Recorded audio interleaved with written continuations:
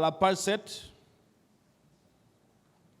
avec la permission du président, je vais lire et pour la gouverne de tous. Voilà, le paragraphe 16 de la page 7. Les commissaires ont continué les enquêtes par une visite du stade du 28 septembre et ses alentours. Ils ont entendu le président de la République, Moussa Dadis Camara, le ministre de la Défense, le ministre de la Justice et garde des Sceaux, le ministre de la Santé et de l'Hygiène publique, ainsi de suite, services spéciaux, voilà. Et un peu plus loin, voilà.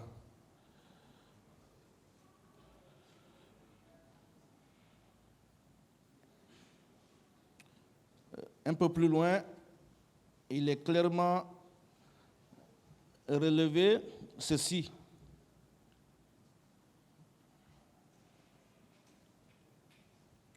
Je parle du paragraphe 19. Le paragraphe 19. Le programme de travail prévoyait qu'à la fin de la mission à Conakry, la commission s'entretiendrait avec le président de la République sur les conclusions préliminaires de ses travaux. Cet entretien a été annulé en raison de la tentative d'assassinat dont a été victime le président Moussa Dadis Camara. La commission a quitté Conakry le 5 décembre 2009. Et au paragraphe numéro 20, au paragraphe 20 autant pour moi, de la même page, il est dit ceci. Le lieutenant Toumba a notamment refusé une demande de la commission de rencontrer les personnes identifiées et placées sous son commandement, qui auraient participé de manière active aux événements qui ont eu lieu au stade le 28 septembre 2009. Ça, c'est la commission d'enquête internationale et pas nationale. Un faux document. Un faux document. Pourtant, vous avez déclaré sur RFI être prêt à passer devant cette commission, n'est-ce pas? Moi, je suis devant les autorités de mon pays, je suis devant les juridictions de mon pays. Me voici présent. Le contenu de voici le montage. Le président Dadis même, qui a la tête de ce qui est arrivé au stade, va diriger une commission. C'est-à-dire, moi, je vous parle des faits maîtres. Je ne réponds pas à cette question. Alors, ce n'est pas grave. Est-ce que vous savez, parlant des infiltrés, est-ce que vous savez que des commissariats et gendarmeries ont été pillés ce jour? Est-ce que vous le savez? Maintenant, est-ce que vous le savez, oui ou non? Laissez-le répondre. Dans le rapport, il est dit que le commissariat général d'investigation avait interpellé les civils à cet effet et que le président Dadis a ordonné de les libérer. Quelle partie du rapport?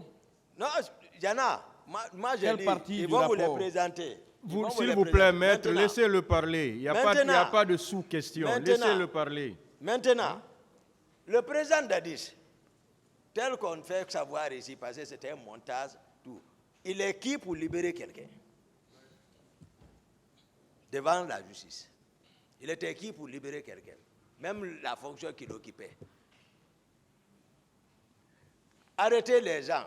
Où sont les preuves avec lesquelles? C'est pour là que j'ai dit ici, connaissance de cause. J'ai dit, laissez, comment les manifestants peuvent se procurer d'armes, le nombre d'armes, là, venir encore se entretien entre eux là-bas.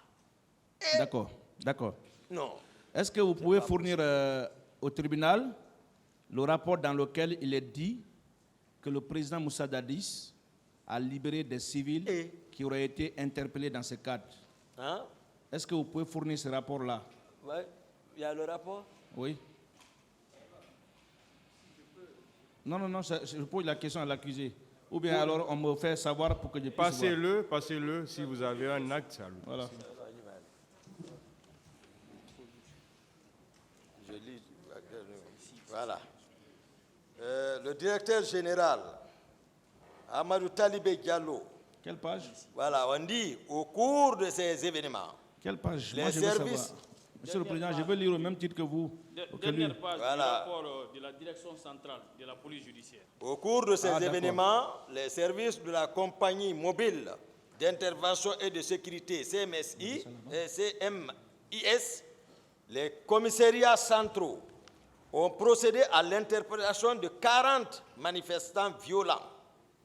Les intéressés ont été conduits à la base de la CMS où ils ont été auditionnés et libérés sur l'instruction de M. le Président de la République dans le but d'apaiser le climat social. Ça, c'était quand?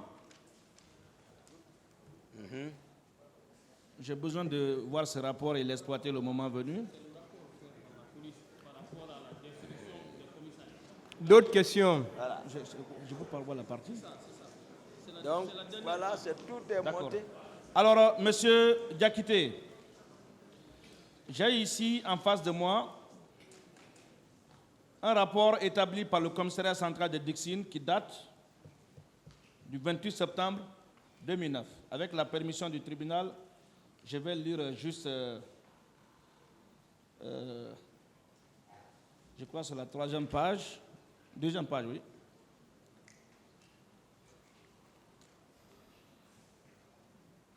Aucun bureau du commissariat n'a été épargné, y compris les archives, registres et autres documents.